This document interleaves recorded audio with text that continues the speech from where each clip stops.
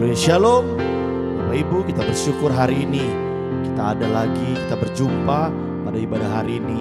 Mari sungguh-sungguh kita mau datang kepada Tuhan, kita mau tinggikan Dia. Saudara jemaat untuk bangkit berdiri, kita mau sama-sama terbang bersama dengan Tuhan. Firman-Mu Tuhan, haleluya. Dengan penuh sukacita dan semangat yang baru, kita pujian ini. Oh Jesus, nyatakan firman-Mu Tuhan, perintah bagi kakiku.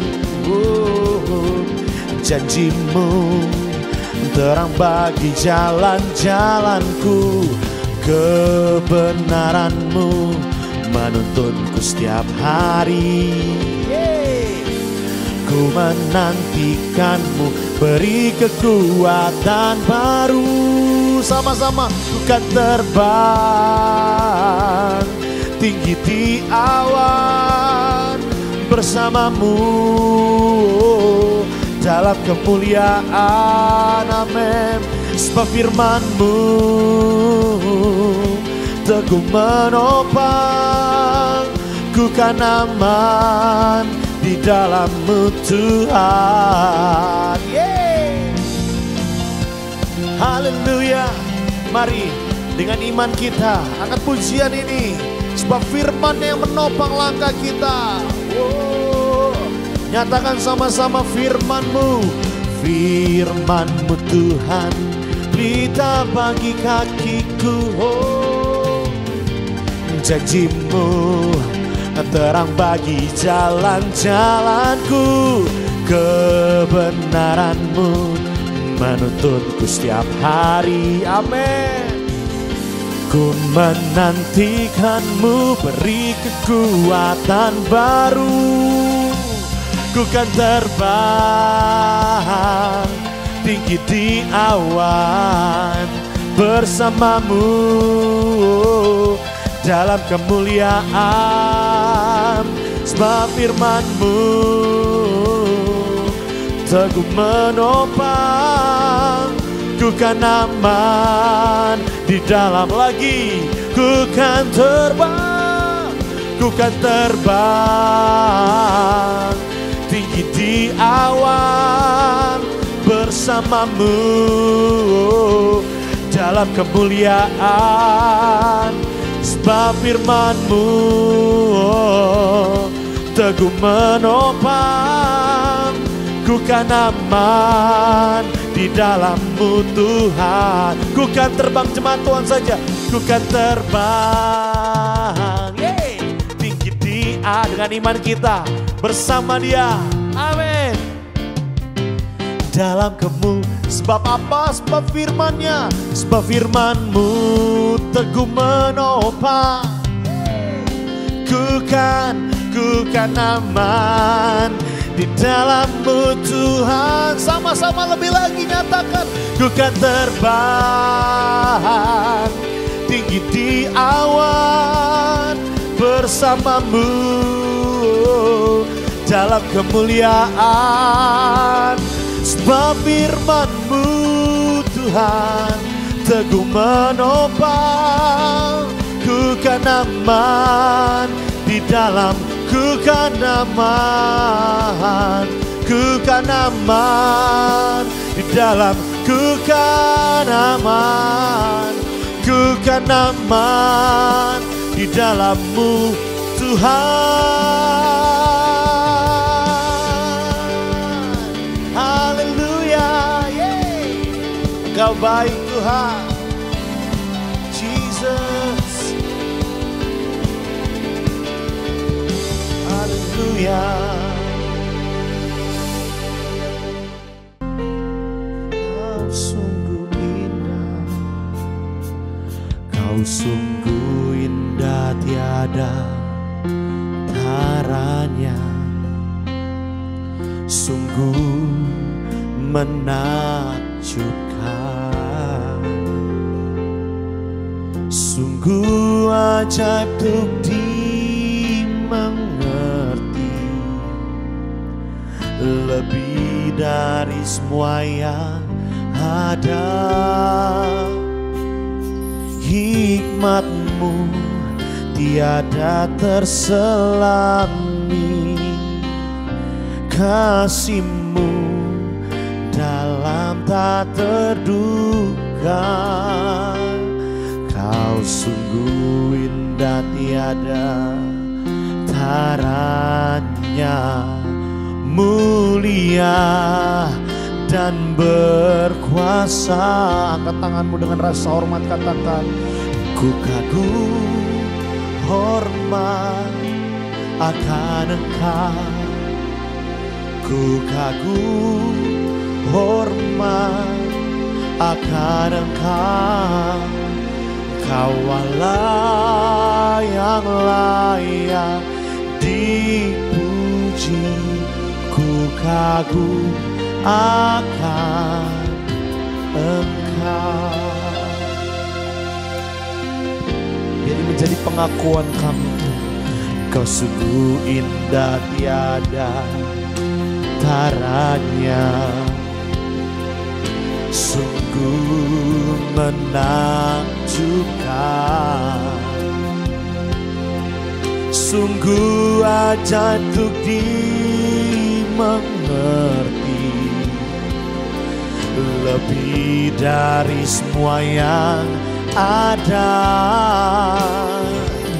Hikmatmu tiada terselami, kasihmu dalam tak terduga. Kau sungguh indah tiada taranya, mulia dan berkuasa. Oh, ku kagum hormat akan Engkau. Ku kagum hormat akan Engkau. Kau Allah yang layak dipuji. Ku kagum akan Engkau. Ku kagum, oh, ku kagum hormat akan Engkau. Ku kagum hormat akan Engkau. Kau Allah yang layak dipuji. Ku kagum akan Engkau. Oh, kami kagum akan perbuatan-Mu, tiada terselami hikmat-Mu Tuhan. Oh, kami naikkan ucapan syukur kami. Kau kenal setiap hati umat-Mu hari ini yang datang kepadamu Tuhan. Haleluya, haleluya. Tiada yang seperti-Mu, tiada yang seperti-Mu Tuhan. Kami kagum akan Engkau. Yesus dahsyat, Dia luar biasa. Mari nyatakan sambil kau angkat tanganmu, dari hatimu katakan, ku kagum, ku kagum hormat akan Engkau. Yes, ku kagum hormat akan Engkau. Kau Allah yang layak dipuji. Ku lebih lagi nyatakan akan Engkau.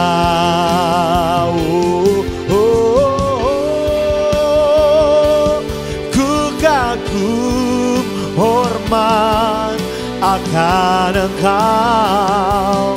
Ku kagum hormat akan Engkau. Kau Allah yang layak dipuji. Ku kagum akan Engkau. Ku kagum akan ku kagum, ku kagum akan Engkau.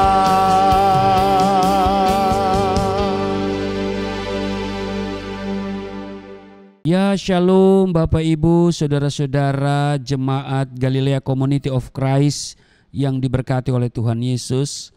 Apa kabar hari ini? Saya berdoa kiranya engkau baik-baik dan sehat-sehat saja dalam segala sesuatu, sama seperti jiwamu baik-baik saja. Baik Bapak Ibu, kita siapkan diri untuk kita baca, dengar, dan renungkan firman Tuhan. Sebelumnya mari kita berdoa. Segala hormat kemuliaan hanya bagimu Allah di dalam nama Yesus Kristus. Kami datang di hadapan-Mu, kami mengucap syukur buat kasih dan anugerah-Mu yang sudah kami nikmati sampai pada hari ini. Kami akan baca, dengar, dan renungkan firman Tuhan dalam kesempatan ibadah Raya Minggu hari ini. Urapi kami, buka hati pikiran kami. Kami percaya firman-Mu bermanfaat untuk mengajar, menyatakan kesalahan, memperbaiki kelakuan, dan mendidik kami kepada kebenaran.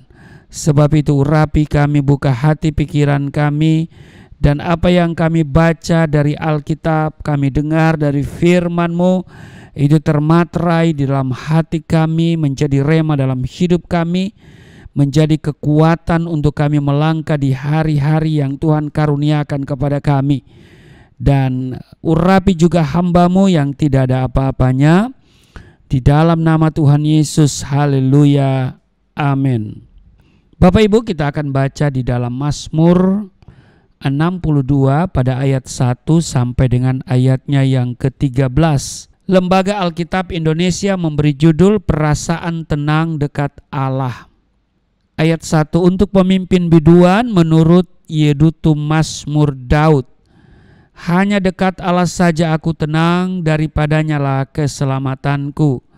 Hanya dialah gunung batuku dan keselamatanku, kota bentengku, aku tidak akan goyah. Berapa lamakah kamu hendak menyerbu seseorang, hendak meremukkan dia, hai kamu sekalian, seperti terhadap dinding yang miring, terhadap tembok yang hendak roboh? Mereka hanya bermaksud menghempaskan dia dari kedudukannya yang tinggi. Mereka suka kepada dusta, dengan mulutnya mereka memberkati, tetapi dalam hatinya mereka mengutuki. Ayat 6, hanya pada Allah saja kiranya aku tenang, sebab daripadanya lah harapanku. Hanya dialah gunung batuku dan keselamatanku, kota bentengku, aku tidak akan goyah. Ayat 8, pada Allah ada keselamatanku dan kemuliaanku, gunung batu kekuatanku, tempat perlindunganku ialah Allah. Ayat 9, percayalah kepadanya setiap waktu, hai umat, curahkanlah isi hatimu di hadapannya, Allah ialah tempat perlindungan kita. Ayat 10, hanya angin saja orang-orang yang hina, suatu dusta saja orang-orang yang mulia. Pada neraca mereka naik ke atas, mereka sekalian lebih ringan daripada angin. Ayat 11, janganlah percaya kepada pemerasan, janganlah menaruh harap yang sia-sia kepada perampasan.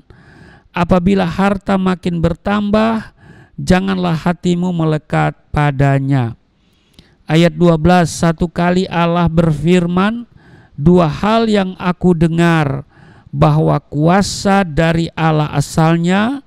Ayat 13, dan daripadamu juga kasih setia ya Tuhan, sebab Engkau membalas setiap orang menurut perbuatannya.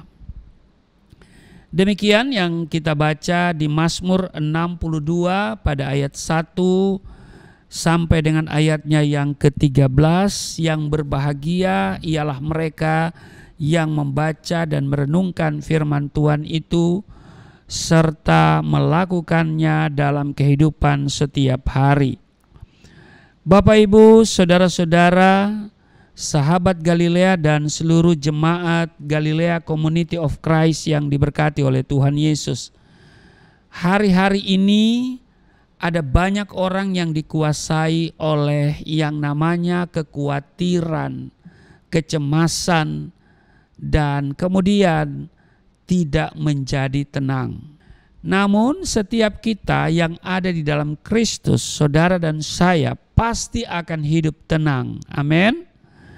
Tetapi ingat, setan tidak senang melihat kita hidup tenang. Ia selalu berusaha membuat suasana hati kita kacau sehingga kita menjadi kacau, ya. Orang bilang kacau-kacau, supaya orang-orang menjadi panik dan kehilangan ketenangan. Jadi iblis berusaha merampas ketenangan yang ada pada kita. Ya kan? Dia nggak mau lihat kita hidup tenang. Dia mau lihat kita hidup di dalam kebimbangan dan juga kecemasan, kegalauan, dan kekhawatiran. Itulah sebabnya Petrus menasihatkan kita, kalau kita baca di 1 Petrus pasal 4 ayat 7, kuasailah dirimu dan jadilah tenang supaya kamu dapat berdoa. Nah, di sini kita bisa menarik sebuah pelajaran penting. Berarti doa yang efektif adalah doa yang lahir dari hati yang tenang. Ya kan? Kuasailah dirimu dan jadilah tenang supaya kamu dapat berdoa. Jadi doa yang efektif adalah doa yang lahir dari hati yang tenang. Mengapa? Karena orang yang tenang dapat merasakan kehadiran Tuhan. Amin. Orang yang tenang akan dapat mendengarkan suara Tuhan dan percaya Tuhan pasti akan membelanya. Artinya, ya, setiap orang percaya sangat membutuhkan yang namanya ketenangan. Tanpa ketenangan tidak mungkin kita dapat kuat di dalam Tuhan dan dapat berdoa.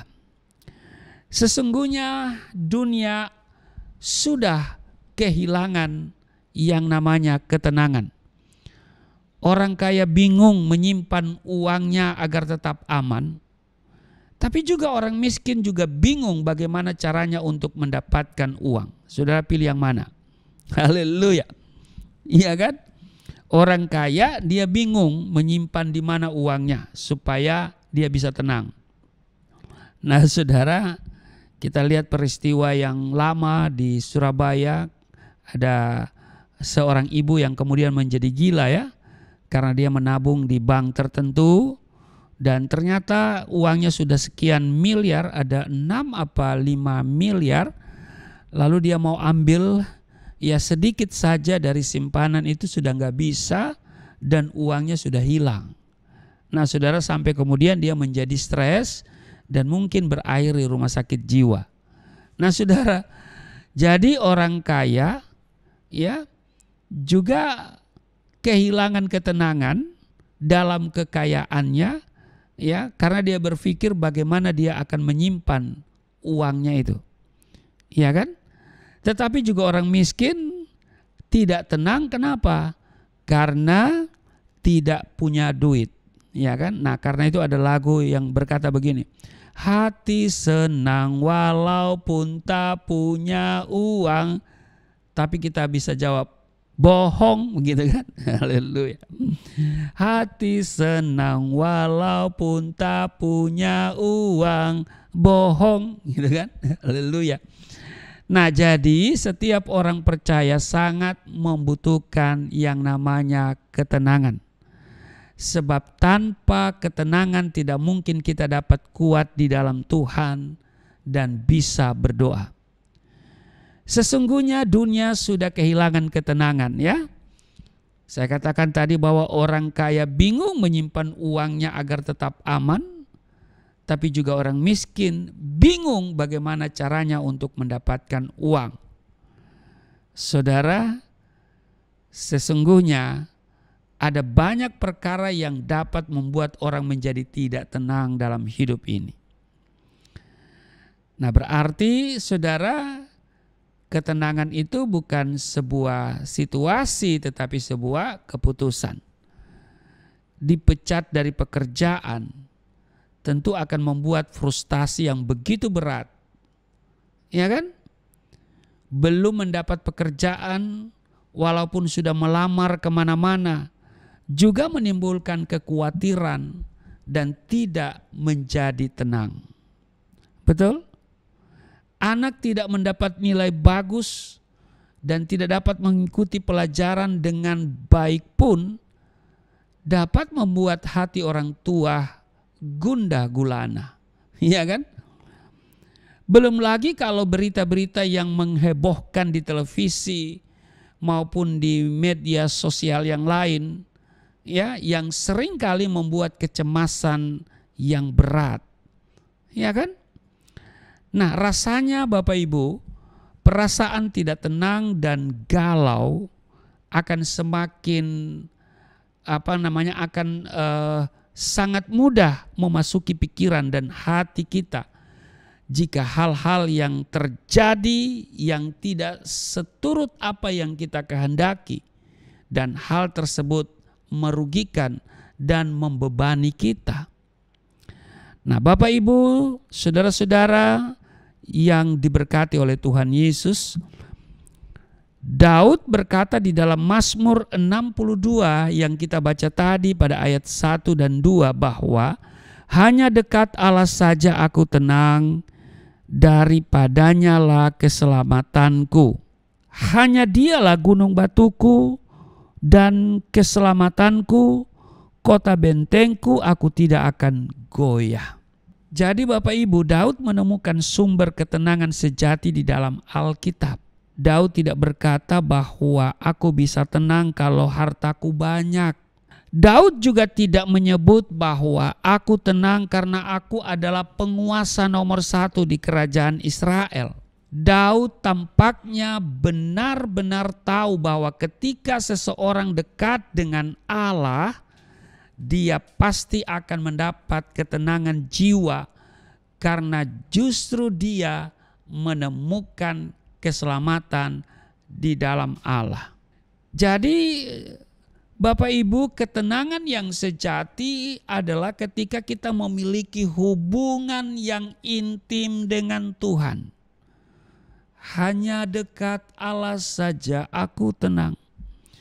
Jadi kalau saudara mau tenang harus dekat sama Allah. Dekat sama pengusaha juga tidak membuat kita tenang. Dekat sama presiden pun tidak membuat kita tenang. Iya kan? Dekat sama pendeta juga tidak membuat kita tenang. Tetapi satu hal, kalau kita dekat sama Yesus pasti tenang.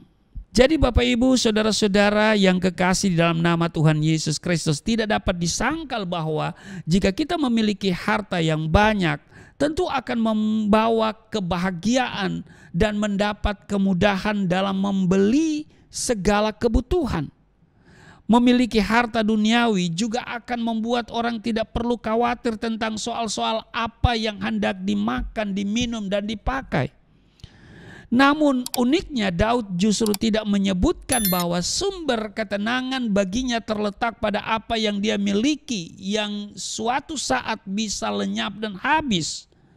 Daud menaruh dirinya dalam rasa tenang hanya ketika dia benar-benar dekat dan intim dengan Tuhan. Bapak Ibu, saudara-saudara yang diberkati oleh Tuhan Yesus, bagi Daud, dia merasa kalau dia jauh dari Tuhan, dia akan merasa tidak nyaman. Daud merasa bahwa jauh dari Allah adalah sesuatu yang bisa berdampak buruk dalam hidupnya dan dapat membuat dia kehilangan damai sejahtera yang membuat dia benar-benar tidak menemukan sesuatu yang indah yang membuat dia tenang. Daud di ayat-ayat selanjutnya mengaku bahwa Allah memiliki banyak keunggulan, yakni Dia adalah gunung batu, kota benteng, dan bahkan sumber pertolongan. Bapak, Ibu, saudara-saudara jemaat Galilea Community of Christ yang diberkati oleh Tuhan Yesus, Daud benar-benar menyadari bahwa tidak ada tempat yang terindah selain bersama dengan Allah. Bersama dengan Allah akan menciptakan suasana tenang di dalam batin dan pikiran, bahkan di dalam hati kita. Boleh jadi dunia bisa menggoyahkan dan mengguncang tempat kita berpijak. Namun dengar baik Bapak Ibu, jika kita bersama dengan Allah, maka sekalipun berada di tempat badai dan cobaan, aura ketenangan akan tetap terpancar dari Allah yang secara langsung bisa kita rasakan. Amin. Kita tidak merasa kewalahan ketika himpitan dan kekeringan melanda kita. Kita tidak merasa hancur tatkala ada serangan-serangan dalam ekonomi yang dapat memporak-perandakan kehidupan kita. Jika seandainya Daud sudah merasa tenang ketika dia sudah menjadi seorang raja dan memiliki pasukan tempur yang hebat yang akan melindunginya dari para musuhnya, namun mengapakah dia masih berkata bahwa hanya dekat Allah saja dia merasa tenang? Bapak, Ibu, saudara-saudara yang diberkati oleh Tuhan Yesus, Daud benar-benar mengerti bahwa jika seseorang mencoba berlindung kepada hal-hal yang sementara dan sifatnya duniawi, suatu saat akan habis dan bisa saja dia akan mengalami gangguan. Daud yang begitu yakin dan mantap berkata bahwa jiwanya hanya tenang yaitu jika dia bersama-sama dengan Allah. Daud sudah menemukan bahwa tempat terbaik untuk berteduh dan tempat termanis dalam hidupnya adalah ketika dia boleh dekat dengan Allah. Daud tahu persis perbedaan orang yang dekat dengan Allah dan orang yang hidupnya jauh dari Allah, bahkan di luar Allah.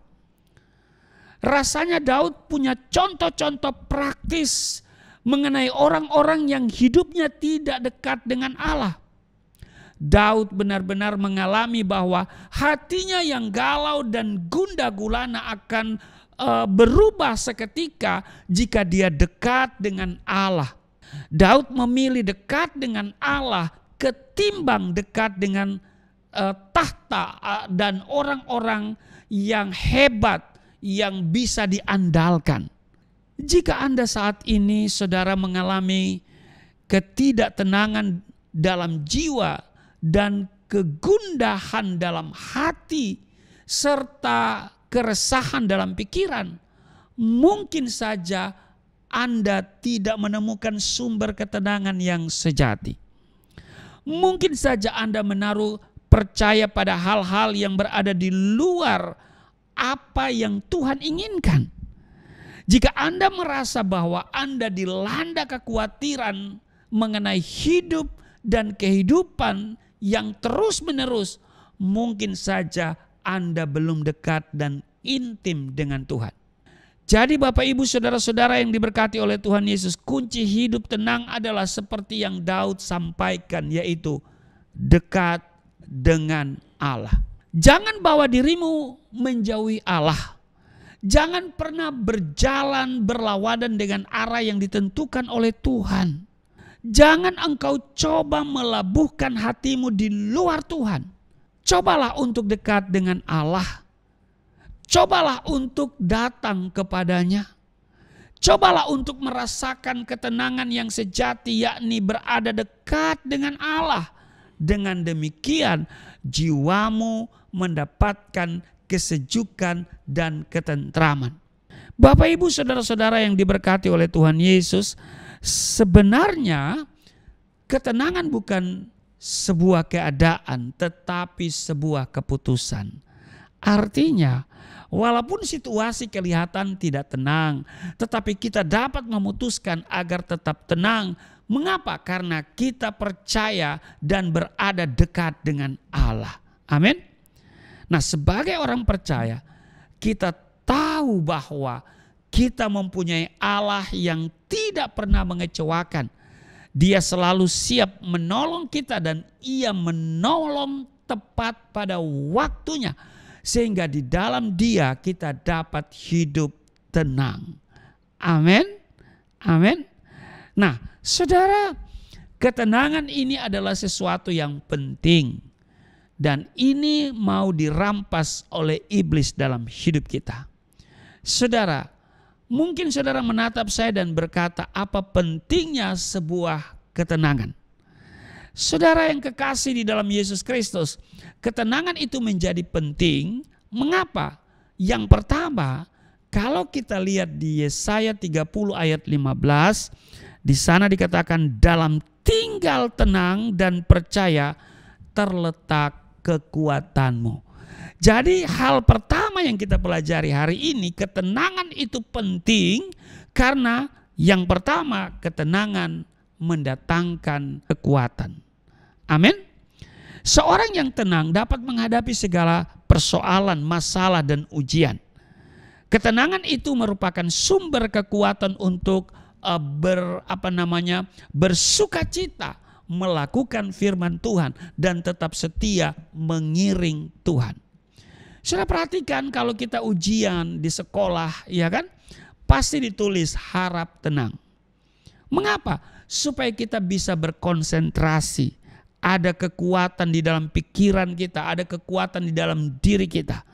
Begitu juga kalau kita pergi ke rumah sakit, di ruang ICU dekat di situ sudah tertulis harap tenang.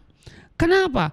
Karena ternyata ketenangan itu mendatangkan kekuatan. Jadi saudara, cobalah saudara berusaha untuk tenang ya. Maka saudara akan mengalami kekuatan-kekuatan baik itu dalam segi pikiran dan juga kepekaan dan seterusnya dan seterusnya. Itu yang pertama. Jadi begitu pentingnya ketenangan dalam hidup ini. Kenapa? Karena yang pertama ketenangan mendatangkan kekuatan. Yang kedua, kalau kita perhatikan di Kisah Rasul pasal 11 ayat 18, ketika mereka mendengar hal itu mereka menjadi tenang lalu memuliakan Allah. Katanya, jadi kepada bangsa-bangsa lain juga Allah mengaruniakan pertobatan yang memimpin kepada hidup. Perhatikan yang mau saya katakan di sini. Yang kedua, mengapa ketenangan itu begitu penting? Yang pertama tadi, karena ketenangan itu mendatangkan kekuatan. Yang kedua, dengan ketenangan kita dapat memuliakan Allah. Amin. Iya, orang yang tidak tenang pikirannya cenderung selalu negatif. Mengapa? Karena ya dia merasa bahwa segala sesuatu tidak mungkin. Ya, orang yang tidak tenang itu kan panik, khawatir, ya kan? Jadi orang yang tidak tenang pikirannya cenderung selalu negatif. Karena itu mustahil dia dapat memuliakan Allah. Ya kan? Jadi orang yang tidak tenang itu pikirannya selalu negatif. Nah, karena itu ketika pikirannya sudah negatif, tidak mungkin dia bisa memuliakan Allah. Jadi saudaraku yang kekasih, dikatakan di sini bahwa ya jadi kepada bangsa-bangsa lain juga Allah mengaruniakan pertobatan yang memimpin kepada hidup. Ya. Nah, saudara, ketika mereka mendengar hal itu mereka menjadi tenang, lalu apa? Memuliakan Allah. Ini yang harus kita garis bawahi. Ketika mereka mendengar hal itu, ya, mereka menjadi tenang. Apa yang mereka dengar ya saudara baca secara keseluruhan di dalam Kisah Rasul pasalnya yang ke-11 mulai ya di ayat mungkin saudara baca dari atas, ya Petrus mempertanggungjawabkan baptisan Kornelius di Yerusalem. Nah, ayat 18 itu ya ada di bagian perikop itu ya saudara ya. Jadi di ayat 18 itu adalah bagian dari Petrus mempertanggungjawabkan baptisan Kornelius di Yerusalem. Nah, ini menarik, coba saya bacakan untuk saudara. Rasul-rasul dan saudara-saudara di Yudea mendengar bahwa bangsa-bangsa lain juga menerima firman Allah. Ketika Petrus tiba di Yerusalem, orang-orang dari golongan yang bersunat berselisih pendapat dengan dia. Kata mereka, engkau telah masuk ke rumah orang-orang yang tidak bersunat dan makan bersama-sama dengan mereka. Nah, tetapi Petrus menjelaskan segala sesuatu berturut-turut. Katanya, aku sedang berdoa di kota Yope. Tiba-tiba rohku diliputi kuasa ilahi dan aku melihat suatu penglihatan. Suatu benda berbentuk kain lebar yang bergantung pada keempat sudutnya diturunkan dari langit sampai di depanku. Aku menatapnya dan di dalamnya aku lihat segala jenis binatang berkaki 4 dan binatang liar dan binatang menjalar dan burung-burung. Lalu aku mendengar suara berkata kepadaku, bangunlah hai Petrus, sembelilah dan makanlah. Tetapi aku berkata, tidak Tuhan, tidak, sebab belum pernah sesuatu yang haram dan yang tidak tahir masuk ke dalam mulutku. Akan tetapi untuk kedua kalinya suara dari surga berkata kepadaku, apa yang dinyatakan halal oleh Allah tidak boleh engkau nyatakan haram. Hal itu terjadi sampai 3 kali, lalu semuanya ditarik kembali ke langit. Dan seketika itu juga 3 orang berdiri depan rumah di mana kami menumpang. Mereka diutus kepadaku dari Kaisarea. Lalu kata roh kepadaku, pergi bersama mereka dengan tidak bimbang. Dan ke-6 saudara ini menyertai aku. Kami masuk ke dalam rumah orang itu dan ia menceritakan kepada kami bagaimana ia melihat seorang malaikat berdiri di dalam rumahnya dan berkata kepadanya, suruhlah orang ke Yope untuk menjemput Simon yang disebut Petrus. Ia akan menyampaikan suatu berita kepada kamu yang akan mendatangkan keselamatan bagimu dan bagi seluruh isi rumahmu. Dan ketika aku mulai berbicara, turunlah Roh Kudus ke atas mereka sama seperti dahulu ke atas kita. Maka teringatlah aku akan perkataan Tuhan. Yohanes membaptis dengan air, tetapi kamu akan dibaptis dengan Roh Kudus. Jadi, jika Allah memberikan karunia-Nya kepada mereka sama seperti kepada kita pada waktu kita mulai percaya kepada Yesus Kristus, bagaimanakah mungkin aku mencegah dia? Ketika mereka mendengar hal itu, mereka menjadi tenang, lalu memuliakan Allah. Katanya, jadi kepada bangsa-bangsa lain juga Allah mengaruniakan pertobatan yang memimpin kepada hidup. Jadi ketika kita tenang, maka kita dapat berpikir positif, kita akan bisa memuliakan Tuhan. Ketika kita tenang, kita akan bisa mengingat kebaikan Tuhan, bahwa kasih karunia-Nya begitu besar dalam hidup kita sehingga kita memuliakan Tuhan. Yang ketiga, mengapa ketenangan itu menjadi begitu penting? Kalau kita baca di 1 Tesalonika pasal 4 ayat 11 dikatakan begini, dan anggaplah sebagai suatu kehormatan untuk hidup tenang. Bapak Ibu, saudara-saudara yang diberkati oleh Tuhan Yesus, saya mau katakan yang ketiga adalah ketenangan membuat kita menjadi hidup teratur. Amin. Karena tidak tenang, banyak keputusan dan jalan keluar yang ditempuh menjadi keliru. Tidak tenang membuat kita cenderung menjadi orang yang ceroboh dan sembrono dalam mengatasi masalah. Orang yang tenang hidupnya menjadi teratur dan dapat mengambil keputusan yang sehat dan tepat. Jadi Bapak Ibu yang kekasih, ketenangan membuat hidup kita menjadi teratur. Kalau kita tenang, maka hidup kita akan teratur ya. Makan kita teratur ya kan. Kemudian istirahat kita teratur dan aktivitas kita teratur. Tapi kalau kita panik saudara ya, kadang kita mau tidur nggak bisa tidur ya, makan nggak bisa makan ya saudara ya. Itu orang yang tidak tenang ya, orang yang panik ya. Kalau sudah panik, sudah galau, tidak tenang. Nah saudaraku yang kekasih, hari-hari ini ada banyak orang yang tidak tenang ya. Hati-hati saudara, jangan sampai saudara diombang-ambingkan dan saudara kehilangan ketenangan ya saudara ya. Maka orang yang kehilangan ketenangan itu kadang-kadang nih bertindak tidak berdasarkan logika tetapi berdasarkan emosi ya. Nah saudara, mari kita tenang hari-hari ini. Amin.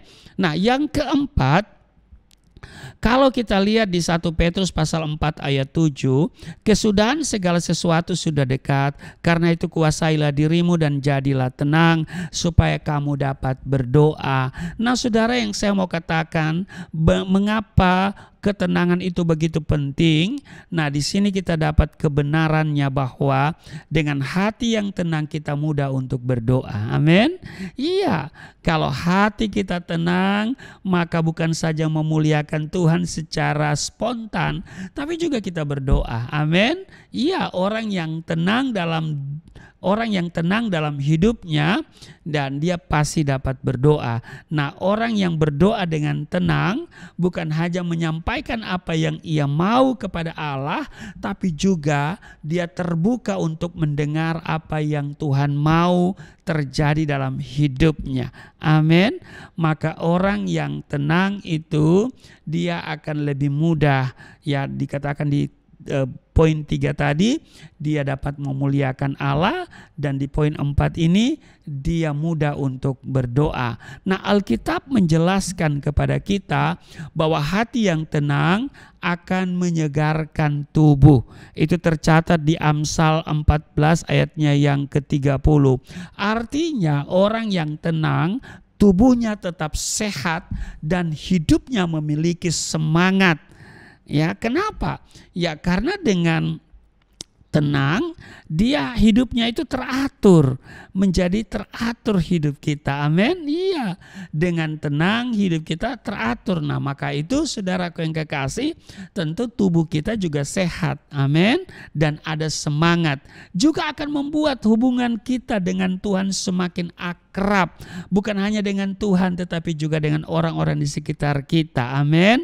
Ketenangan itu sebenarnya datang dari hati yang takut akan Tuhan. Amin. Jadi Bapak Ibu, saudara-saudara yang diberkati oleh Tuhan Yesus, mungkin saudara bertanya kembali kepada saya, apa pentingnya ketenangan dalam hidup ini? Saya sudah jawab tadi, ada 4. Yang pertama, ketenangan mendatangkan kekuatan. Amin. Yang kedua, dengan ketenangan kita dapat memuliakan Allah. Yang ketiga, dengan ketenangan hidup kita menjadi teratur. Amin. Kita akan bisa disiplin ya. Makan kita teratur, tidur istirahat kita teratur, ya aktivitas kita juga teratur ya. Karena apa? Kita tenang. Dan yang keempat, dengan hati yang tenang kita mudah untuk berdoa. Nah Bapak Ibu, semua kita pingin tenang. Amin. Ya, itu adalah sebuah keputusan di tengah-tengah situasi yang mengguncangkan, ya kan? Di tengah situasi yang hari-hari ini jahat dan hari-hari ini adalah hari-hari yang sukar. Nah, bagaimana supaya kita tenang? Nah, langkah untuk dapat meraih ketenangan dalam hidup ini adalah, yang pertama, kalau kita kembali ke bacaan kita di Mazmur 62 pada ayatnya yang kedua sampai dengan ayatnya yang ke-6. Tadi kita baca sampai dengan ayatnya yang ke-13. Nah, saya baca lagi ini dari ayat 1 ayat 2 sampai dengan ayatnya yang ke-6. Dikatakan begini, hanya dekat Allah saja aku tenang, daripadanya lah keselamatanku. Hanya dialah gunung batuku dan keselamatanku, kota bentengku, aku tidak akan goyah. Berapa lamakah kamu hendak menyerbu seseorang, hendak meremukan dia, hai kamu sekalian, seperti terhadap dinding yang miring, terhadap tembok yang hendak roboh? Ayat 5, mereka hanya bermaksud menghempaskan dia dari kedudukannya yang tinggi. Mereka suka kepada dusta, dengan mulutnya mereka memberkati, tetapi dalam hatinya mereka mengutuki. Ayat 6, hanya pada Allah saja kiranya aku tenang, sebab daripadanya lah harapanku.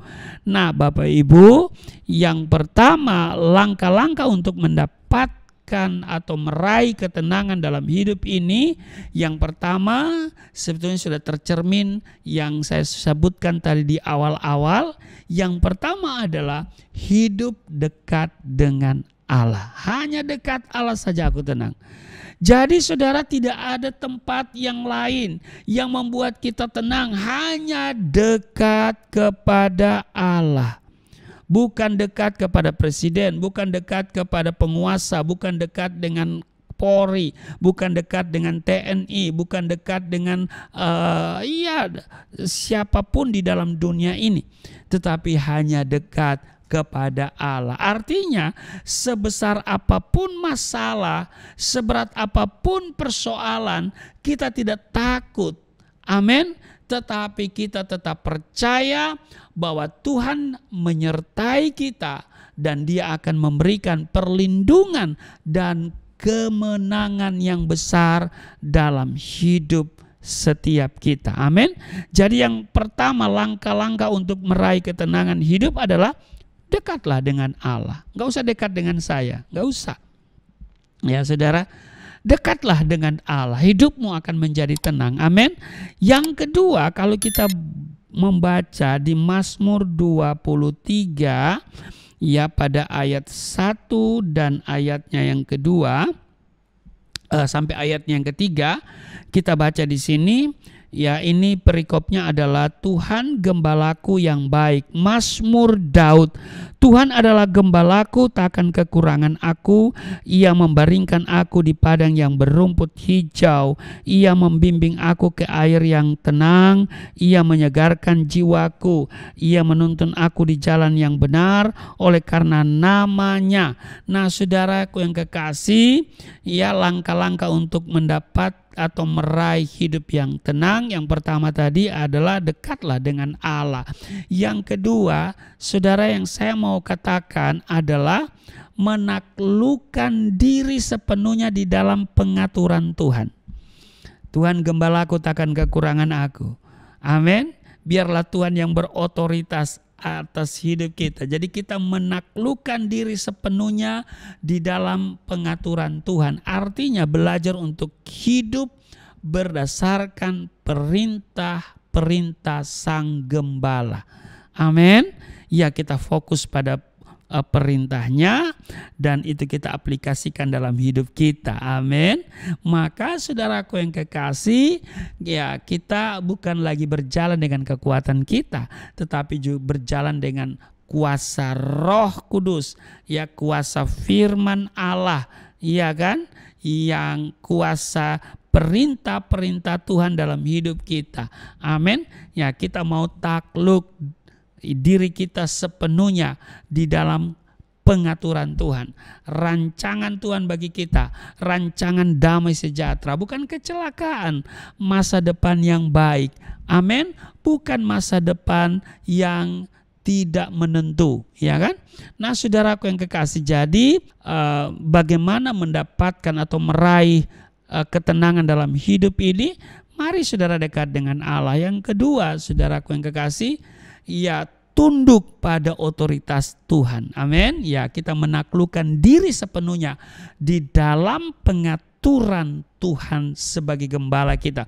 Yang ketiga, saudaraku yang kekasih, di Mazmur 27, kalau kita lihat di Mazmur 27 pada ayat 1 sampai dengan ayatnya yang ketiga, aman dalam perlindungan Allah dari Daud.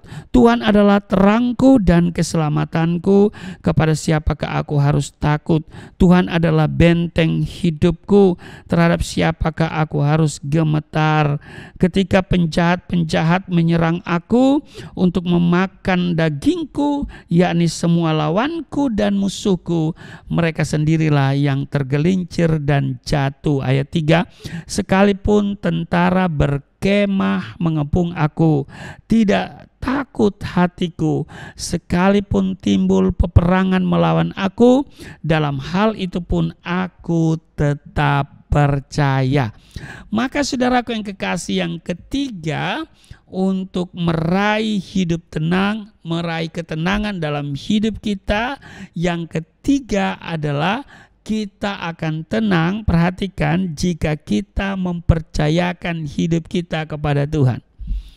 Kalau tadi saudara, di kedua kita menaklukkan diri sepenuhnya di dalam pengaturannya Tuhan. Tapi yang ketiga adalah kita mempercayakan hidup kita sepenuhnya. Amin. Iya, ketakutan membuat hidup kita menjadi tidak tenang.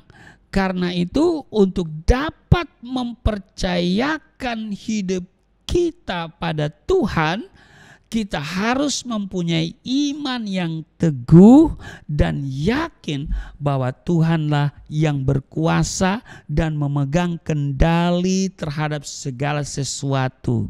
Amin. Ya, dia berotoritas, dia pemegang kendali kehidupan kita. Maka saudaraku yang kekasih, ini yang ketiga saya katakan, untuk meraih ketenangan hidup, hal pertama adalah ya dekatlah dengan Tuhan. Amin. Yang kedua, mari kita tunduk pada otoritas Tuhan. Kita menaklukkan diri sepenuhnya dalam pengaturan dari Tuhan. Ya kan, seperti Tuhan Yesus katakan, bukan kehendakku tetapi kehendakmu. Yang ketiga, kita akan tenang jika kita mempercayakan diri sepenuhnya. Kita mempercayakan diri, kita menyerahkan seluruh hidup kita kepada Dia. Amin, saudara. Jadi yang keempat, Bapak Ibu, langkah-langkah untuk meraih ketenangan dalam hidup ini, kita lihat di Yesaya pasalnya yang ke-32 ayatnya yang ke-17. Dikatakan begini, di mana ada kebenaran, di situ akan tumbuh damai sejahtera, dan akibat kebenaran ialah ketenangan dan ketentraman untuk selama-lamanya. Jadi perhatikan yang keempat yang mau saya katakan, bagaimana meraih ketenangan dalam hidup ini, yaitu komitmen kita untuk hidup dalam kebenaran. Hiduplah dalam kebenaran. Amin. Nah, saudaraku yang kekasih, ya, di mana ada kebenaran, maka di situ akan tumbuh damai sejahtera. Amin. Waktu hidup kita tidak benar, maka disitulah tidak ada ketenangan.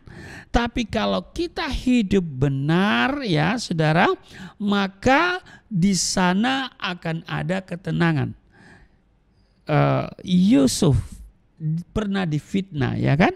Nah, kemudian dipenjara. Namun perhatikan, karena ia hidup dalam kebenaran, maka ia tidak takut, tetapi dia tetap tenang. Nah, saudara, mari kita hidup benar supaya kita meraih ketenangan. Sebab kalau saudara tidak hidup benar, ya, maka saudara akan was-was, ya, penuh curiga, ketakutan melanda hidupmu. Jadi Bapak Ibu saudara-saudara yang kekasih dalam Yesus Kristus, saya menarik kesimpulan pada kesempatan ini bahwa setiap orang percaya sangat membutuhkan yang namanya ketenangan. Tanpa ketenangan tidak mungkin kita dapat kuat di dalam Tuhan, dan juga tanpa ketenangan kita tidak dapat berdoa dengan efektif. Amin. Nah, ketenangan bukan sebuah keadaan tetapi sebuah keputusan. Artinya walaupun situasi kelihatannya tidak tenang, tetapi kita dapat memutuskan agar kita bisa hidup tenang. Amin. Jadi walaupun kelihatan saat ini ada banyak gejolak yang kemudian bisa mempengaruhi ketenangan batin kita, tetapi kita ambil keputusan untuk tetap hidup tenang di tengah-tengah guncangan. Amin. Ya, kita ambil keputusan untuk dapat hidup di tengah situasi yang sukar dan jahat. Amin. Nah, Bapak Ibu, mengapa ketenangan itu menjadi penting? Maka saudara, kita sudah pelajari tadi bahwa ketenangan mendatangkan kekuatan. Itu yang pertama. Bahwa yang kedua, dengan ketenangan kita dapat memuliakan Allah. Yang ketiga, ketenangan membuat hidup kita menjadi teratur. Yang keempat, dengan hati yang tenang kita mudah untuk berdoa. Nah, jadi Bapak Ibu yang kekasih, mari kita terima kebenaran ini. Jangan lupa bahwa langkah-langkah untuk dapat meraih ketenangan hidup adalah hidup dekat dengan Tuhan. Dekatlah engkau dengan Tuhan. Amin. Ya, kemudian menaklukkan diri sepenuhnya di dalam pengaturannya Tuhan. Amin. Dan saudara, yang ketiga, kita akan tenang jika kita mempercayakan hidup kita sepenuhnya kepada Tuhan. Amin. Dan yang keempat, bahwa mari kita berkomitmen untuk hidup dalam ketenangan. Dikatakan di mana ada kebenaran, maka disitulah akan tumbuh damai sejahtera. Amin. Waktu hidup kita tidak benar, maka disitulah tidak ada ketenangan. Penuh curiga, was-was, dan seterusnya. Kiranya firman hari ini bisa menjadi berkat bagi kita semua. Amin. Tuhan Yesus memberkati. Mari kita berdoa. Terima kasih Tuhan. Untuk hari ini kami belajar bahwa ternyata ketenangan itu begitu penting dalam hidup ini. Sebab ketenangan mendatangkan kekuatan. Ketenangan dapat memuliakan Allah. Dengan hati yang tenang, hidup kita menjadi teratur. Dengan hati yang tenang, kita mudah untuk berdoa. Maka kami merindukan suasana itu, maka kami ambil keputusan untuk hidup tenang. Dan kami mau dekat dengan Tuhan. Kami mau menaklukkan diri sepenuhnya di dalam pengaturannya Tuhan. Bukan kehendak kami, tetapi kehendak Tuhanlah yang terjadi dalam hidup kami. Kami akan tenang jika kami mempercayakan hidup kami kepada Tuhan. Maka kami serahkan seluruh kekhawatiran kami, dan kami percaya kepadamu dengan sepenuh hati, dengan sungguh-sungguh, maka kami akan menjadi tenang. Maka pada kesempatan ini juga kami belajar bahwa komitmen untuk hidup dalam kebenaran sesuatu yang sangat penting untuk kami bisa meraih ketenangan dalam hidup ini. Kiranya setiap kami yang beribadah diberkati hari ini, dan kami mau berusaha untuk selalu hidup tenang. Terpujilah Engkau. Sebentar kami akan menyatu dengan tubuh darah-Mu, tapi sebelumnya kami akan memberikan persembahan syukur kami. Kami percaya persembahan yang kami beri dapat digunakan untuk memuliakan Tuhan melalui Yayasan Pelayanan Galilea Indonesia. Kami berdoa untuk Yayasan Pelayanan Galilea. Tuhan, di situasi-situasi sulit ini, Tuhan kirim tiang-tiang finansial sehingga seluruh kebutuhan operasional tercukupi, dan kerinduan kami untuk punya 1 unit rokok. Sudah 7 tahun kami berdoa, kiranya bisa menjadi sebuah kenyataan, dan sekiranya engkau belum juga memberikan 1 unit ruko, paling tidak kami memiliki dana untuk perpanjangan ruko ini. Tolong kami semua, tolong Yayasan Pelayanan Galilea Indonesia, Tuhan juga tolong Galilea Community of Christ, bahkan juga Galilea Network dalam seluruh kegiatan penginjilan. Tuhan berkati juga di Galilea Network supaya subscribernya makin bertambah, supaya makin banyak orang yang diberkati dengan firman Tuhan yang ditayangkan setiap hari Senin sampai Sabtu jam 4.30 waktu Indonesia bagian Barat. Tuhan berkati channel Galilea Network, dan kiranya kami terus aktif langsung atau tidak langsung untuk memperlebar kerajaan Allah. Maka setiap jemaat Tuhan berkati juga kesehatan hamba-Mu dan program pelayanan ke daerah. Tuhan berkati. Terpujilah Engkau Bapa, dan saatnya kami siapkan diri untuk seperjamuan dengan tubuh darah-Mu, dan saat kami juga akan memberikan persembahan syukur. Mereka yang memberi tidak akan kekurangan, mereka yang memberi dengan sukacita akan memperbesar keuntungan mereka di dalam nama Tuhan Yesus. Amin.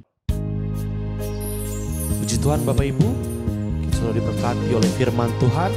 Tiba saatnya kita akan memberikan korban persembahan, berikan yang terbaik dari hatimu. Layar kaca Bapak Ibu sudah nomor rekening tertera. Mari kita memberikan yang terbaik untuk pekerjaan Tuhan di tempat ini. Dan juga kita akan masuk dalam perjamuan yang kudus. Siapkan hosti dan anggur dengan hati yang sungguh. Kita mau datang kepada Tuhan. Makasih Tuhan.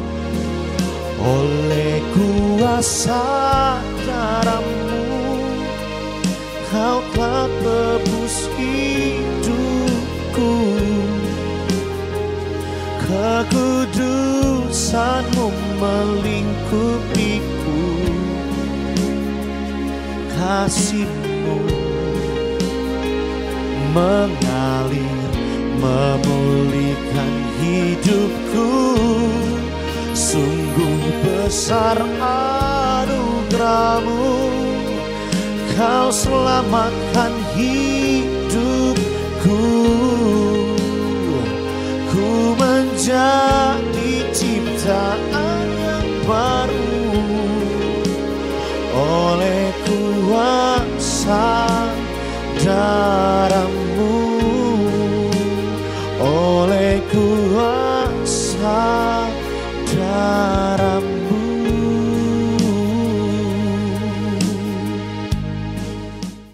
Iya Bapak Ibu, terima kasih untuk persembahan yang saudara berikan guna pekabaran Injil yang dilakukan oleh Yayasan Pelayanan Galilea Indonesia, juga untuk dana operasional kegiatan Galilea Community of Christ dan juga Galilea Network.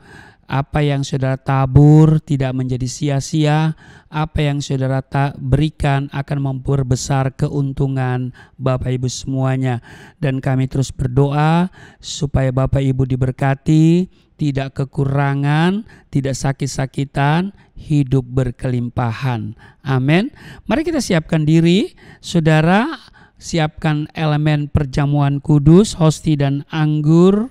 Ya saudara, sambil saudara mempersiapkan, saya akan membacakan di dalam 1 Korintus pasal 11 ayat 23, sebab apa yang telah kuteruskan kepadamu telah aku terima dari Tuhan, yaitu bahwa Tuhan Yesus pada malam waktu ia diserahkan mengambil roti, dan sesudah itu ia mengucap syukur atasnya, ia memecah-mecahkannya dan berkata, inilah tubuhku yang diserahkan bagi kamu, perbuatlah ini menjadi peringatan akan aku. Di ayat 25, demikian juga ia mengambil cawan sesudah makan, lalu berkata, cawan ini adalah perjanjian baru yang dimateraikan oleh darahku. perbuatlah ini setiap kali kamu meminumnya menjadi peringatan akan aku.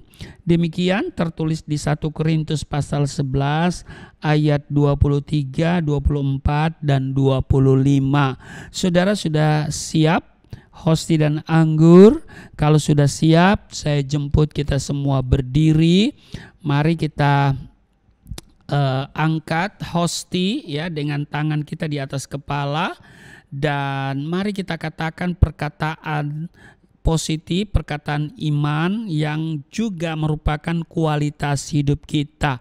Ya, mari kita katakan bersama-sama di dalam nama Yesus Kristus. Inilah roti yang turun dari surga, inilah tubuh Yesus Kristus yang tergantung di atas kayu salib, yang memberikan keselamatan hidup kekal di dalam kerajaan surga, yang menyempurnakan tubuhku agar sehat sempurna, menyempurnakan jiwa dan rohku supaya dibangkitkan pada akhir zaman.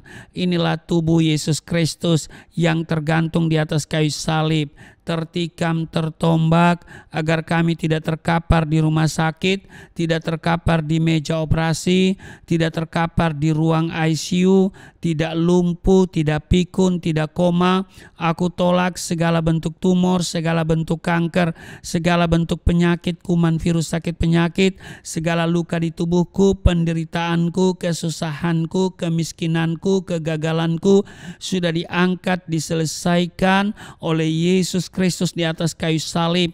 Maka hari ini aku meraih janji Tuhan, aku meraih kuasa, aku meraih mujizat, aku disembuhkan, dipulihkan, diberkati, hidup berkemenangan dalam nama Yesus Kristus. Firman yang menjadi daging, inilah roti yang turun dari surga, inilah tubuh Yesus Kristus. Mari kita makan.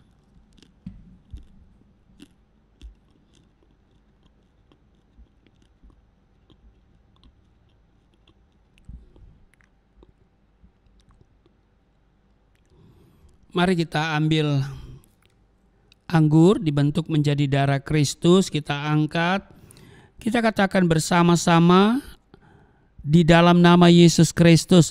Inilah darah Yesus Kristus yang tertumpah di atas kayu salib sebagai perjanjian yang baru dan yang kekal, yang memberikan pengampunan atas dosa-dosaku, yang menyucikan dan menguduskan kami agar kami semua termaterai menjadi warga kerajaan surga. Di dalam nama Yesus Kristus, oleh kuasa darahnya dan oleh bilur-bilur Yesus Kristus, kami semua diselamatkan, dan mulai hari ini kami semua tidak sakit-sakitan, tidak migrain, tidak sakit kepala, tidak vertigo, tidak pendarahan. Aku tolak stroke, aku tolak sakit kista, segala bentuk tumor, segala bentuk kanker. Aku tolak sakit jantung, jantungku sehat, tidak dioperasi, tidak ada penyempitan. Aku tolak sakit paru-paru, paru-paruku sehat, tidak ada flek, tidak TBC, tidak sakit asma. Aku tolak sakit liver, tidak hepatitis. Aku tolak sakit ginjal, ginjalku sempurna, tidak cuci darah, tidak gagal ginjal. Aku tolak diabetes, pankreasku sempurna. Aku tolak darah tinggi, aku tolak darah rendah. Tidak ada alergi dalam tubuhku, tidak kolesterol. Sel-sel darah merah, darah putih sempurna adanya. Tidak asam urat, aku tolak rematik. Tulang-tulangku tidak keropos, saraf, pembuluh-pembuluh darah semuanya berfungsi dengan sempurna. Darah Yesus Kristus membalut, menyembuhkan segala penyakitku. Dan Tuhan, Engkau akan memperbesar kapasitasku. Kekayaan bangsa-bangsa akan Engkau percayakan kepadaku. Tidak ada pintu yang tertutup bagiku. Tidak ada kuasa kegelapan yang bisa menyerang aku. Tuhan, Engkau selalu memberkati pekerjaan tanganku. Apa saja yang aku kerjakan, Tuhan selalu buat berhasil. Mujizat dan terobosan akan menjadi bagianku. Pengurapan dan otoritas ilahi ada dalam hidupku. Di dalam nama Yesus Kristus. Inilah darah Yesus Kristus. Mari kita minum.